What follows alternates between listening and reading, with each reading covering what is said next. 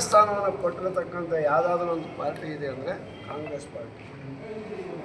All India Congress president ದಲಿತರು, ರಾಜ್ಯಸಭೆಯಲ್ಲಿ ವಿರೋಧ ಪಕ್ಷದ ನಾಯಕರಾಗಿರೋರು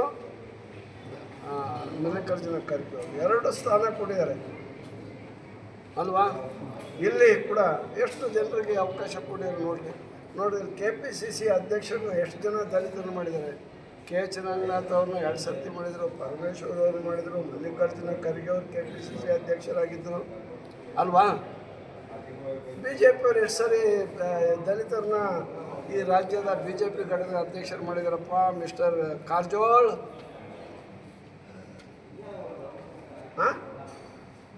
ಕಾಂಗ್ರೆಸ್ ಅಂದರೆ ಸಾಮಾಜಿಕ ನ್ಯಾಯ, ಸಾಮಾಜಿಕ ನ್ಯಾಯ ಅಂದರೆ ಕಾಂಗ್ರೆಸ್. ಗೊತ್ತಾಯ್ತಾ?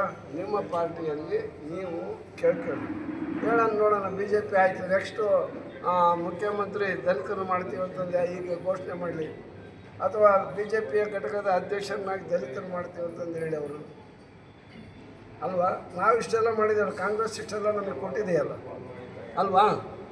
ಖುದ್ದು ಅವರೇ ಹೇಳಿ, ಅವರೇ ಹೈಕಮಾಂಡ್ ಅಲ್ರಿ, ಅವರೇ ಆಲ್ ಇಂಡಿಯಾ ಕಾಂಗ್ರೆಸ್ ಪ್ರೆಸಿಡೆಂಟು. ಅಷ್ಟೇ. ಅಸಹಾಯಕತೆ ಏನು ಅದೆಲ್ಲ ಗೊತ್ತಿಲ್ಲ. 2008ರಲ್ಲಿ ಅವರೇ ಅಧ್ಯಕ್ಷರಿದ್ದರು, ಅವ್ರ ನೇತೃತ್ವದಲ್ಲೇ ನಾವು ಎಲೆಕ್ಷನ್ ಮಾಡಿದ್ವಿ. ಅವತ್ತೇನಾದ್ರೂ ಭಾಳ ಕಷ್ಟಪಟ್ಟು ಏನನ್ನ ಎಲ್ಲರನ್ನೂ ಅದು ಇದು ಎಲ್ಲ ಮಾಡಿಬಿಟ್ಟಿದ್ವಿ ಅಂದರೆ ಅವತ್ತು ಅಧಿಕಾರಕ್ಕೆ ಬಂದಿದ್ರೆ ಕಾಂಗ್ರೆಸ್ಸು 2008ರಲ್ಲಿ ಅವರು ಮುಖ್ಯಮಂತ್ರಿಗಳು ಆಗಿಬಿಡ್ತಾಯಿದ್ರು ಅಲ್ವಾ. ಈಗೇನು ಅವ್ರಿಗೇನು ಕಡಿಮೆ ಸ್ಥಾನಮಾನ ಏನಿಲ್ಲ, ಕಾಂಗ್ರೆಸ್ನಲ್ಲಿ ಬೇಕಾದಷ್ಟಿದೆ.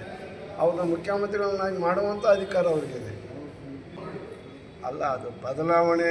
ನಾನು ಈಗಾಗಲೇ ಹೇಳಿದೆ, CM ಆಯ್ಕೆಯ ವಿಧಾನ ಹೆಂಗೆ ಅಂದರೆ, ಒಂದು ರಾಜ್ಯದಲ್ಲಿ ಚುನಾವಣೆ ನಡೀತಾ ಇದೆ ಅಂದರೆ 23 ಚುನಾವಣೆ, ಒಂದು ಜನಾದೇಶ ಆಯಿತು, ಜನರ ಒಂದು ಬೆಂಬಲ ಸಿಕ್ತು ಕಾಂಗ್ರೆಸ್ ಪಾರ್ಟಿಗೆ.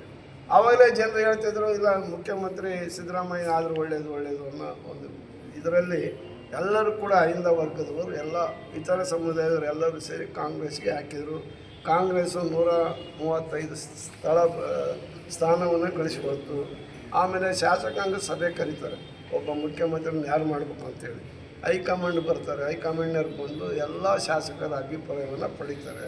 ಅಭಿಪ್ರಾಯ ಪಡೆದಂಥ ಸಂದರ್ಭದಲ್ಲಿ ಸಿದ್ದರಾಮಯ್ಯನವ್ರ ಪರವಾಗಿ ಶಾಸಕರು ಅಭಿಪ್ರಾಯ ಕೊಡ್ತಾರೆ, ಇವರೇ ಮುಖ್ಯಮಂತ್ರಿ ಅಂಥೇಳಿ ಸಮ್ಮತಿಸಿ ಹೈಕಮಾಂಡು ಇವರನ್ನು ಮುಖ್ಯಮಂತ್ರಿಯ ಅಭ್ಯರ್ಥಿಯನ್ನಾಗಿ ಮಾಡ್ತಾರೆ. ಅವತ್ತಿನಿಂದ ಇವತ್ತಿನವರೆಗೂ ಕೂಡ ಮುಖ್ಯಮಂತ್ರಿಗಳಾಗಿ ಸಿದ್ದರಾಮಯ್ಯನವರು ಮುಂದುವರೆದಿದ್ದಾರೆ. CM ಸಿದ್ದರಾಮಯ್ಯನವರು 23ನೇ ಚುನಾವಣೆಯ ಸಂದರ್ಭದಲ್ಲಿ ಕೊಟ್ಟಂಥ ಭರವಸೆಗಳು ಏನದಲ್ಲ, ಗ್ಯಾರಂಟಿಗಳು, ಆ ಗ್ಯಾರಂಟಿಗಳನ್ನು ನೋಡಿ ಹೇಳೋರು ಬೇರೆ ಪಾರ್ಟಿಯವರೆಲ್ಲ, ಇವರು ಎಲ್ಲಿ ಕೊಡೋಕ್ಕಾಗುತ್ತೆ, ರಾಜ್ಯ ದಿವಾಳಿಯಾಗಿ ಹೋಗುತ್ತೆ, ರಾಜ್ಯ ಪಾಕಿಸ್ತಾನದ ಆರ್ಥಿಕ ಸ್ಥಿತಿ ಹೆಂಗೆ ಹದಗೆಟ್ಟು ಹೋಗಿದೆ ಹಂಗಾಗುತ್ತೆ ಅಂತ ಹೇಳಿದ್ರು. ಆದರೆ ಸಿದ್ದರಾಮಯ್ಯ ಒಬ್ಬ ದಕ್ಷ ಆಡಳಿತಗಾರ, ಆರ್ಥಿಕ ತಜ್ಞ. ಇವರು ಅದನ್ನೆಲ್ಲವನ್ನು ಕೂಡ ನಿಭಾಯಿಸಿ 60,000 ಕೋಟಿ ರೂಪಾಯಿಯಷ್ಟು ಹಣವನ್ನು ನೇರವಾಗಿ ಜನರಿಗೆ, ಯಾವ ಮಧ್ಯವರ್ತಿಗಳ ಅವಳಿ ಇಲ್ಲ, ಕಮಿಷನ್ ಇಲ್ಲ, ಯಾವುದಿಲ್ಲ, ನೇರವಾಗಿ ಅವರು ಉದ್ಧಾರಕ್ಕೆ ಹಣವನ್ನು ಇವತ್ತು ನೇರವಾಗಿ ಅವರಿಗೆ ಕೊಟ್ಟು ಉಪಕಾರ ಮಾಡಿದ್ದಾರೆ. ಒಳ್ಳೆಯ ಆಡಳಿತವನ್ನು ನಡೆಸ್ತಾ ಇದ್ದಾರೆ. ಇಂಥ ಸಂದರ್ಭದಲ್ಲಿ ಅವ್ರನ್ನ ಬದಲಾಯಿಸಬೇಕು, ಬೇಡವೋ, ಇರಬೇಕು, ಮುಂದುವರಿಸ್ಬೇಕು ಅನ್ನೋ ನಿರ್ಧಾರ ಮಾಡೋರು ಯಾರು? ಹೈಕಮಾಂಡ್. ಅದರಿಂದ ಹೈಕಮಾಂಡ್ ಏನು ತೀರ್ಮಾನ ಮಾಡ್ತಾರೋ ಅದನ್ನೇ ನಾನು ಸ್ವಾಗತ ಮಾಡ್ತೀನಿ ಅಂತಲೂ ಹೇಳಿದ್ದಾರೆ. ಸಿದ್ದರಾಮಯ್ಯನವರು ಹೇಳ್ಬಿಟ್ರು, ಸ್ವತಃ ಹೈಕಮಾಂಡ್ ತೀರ್ಮಾನಕ್ಕೆ ಬಿಟ್ಟಿದ್ದು, ಹೈಕಮಾಂಡ್ ಏನು ಹೇಳ್ತಾರೋ ಅದು ನಾನು ಮಾಡ್ಕೊಂಡು ಹೋಗ್ತೀನಿ ಅಂತ ಹೇಳಿದ್ದಾರೆ. ಅದರಿಂದ ಒಬ್ಬ ಕಾಂಗ್ರೆಸ್ಸಿಗರಾಗಿ, ಒಬ್ಬ ಶಿಸ್ತಿನ ನಾಯಕನಾಗಿ ಹೈಕಮಾಂಡಿಗೆ ಭಾಳ ವಿಧೇಯತೆಯಿಂದ ಹೇಳಿದ್ದಾರೆ ಸಿದ್ದರಾಮಯ್ಯನವರು.